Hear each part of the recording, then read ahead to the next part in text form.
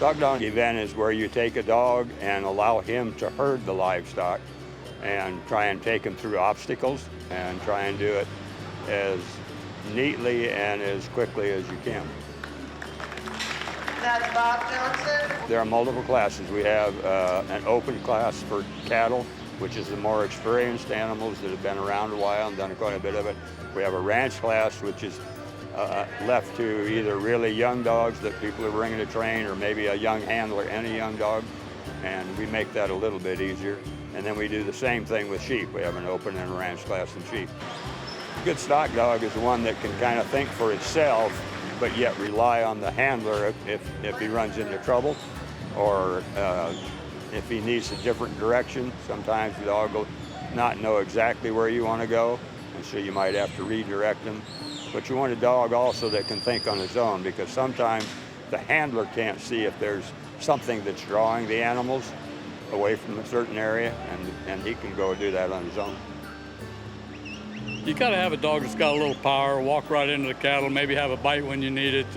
If you got a soft dog that the cows figure out that can't move them, you kind of got problems. So you gotta have kind of a stout dog who's got a little bite in it once in a while. We had a really nice run there. The dog worked really good.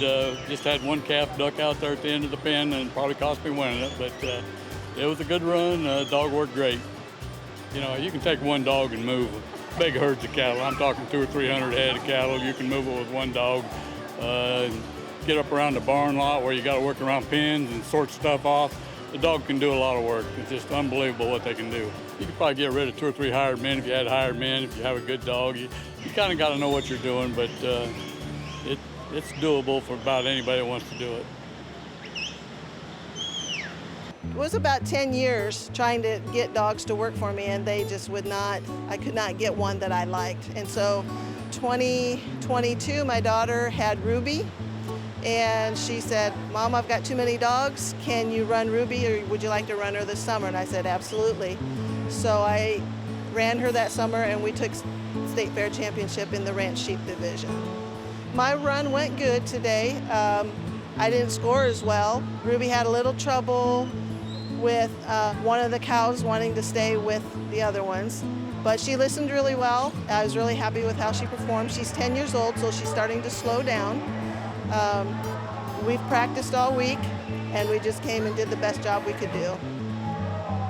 When you're using voice command, your emotion gets involved in that, and sometimes that will upset the dog. When you use the whistle, there's no emotion in it. The sound might get louder, but the emotion in my voice and with me is not there. And so they listen to the whistles way better than they listen to the voice command.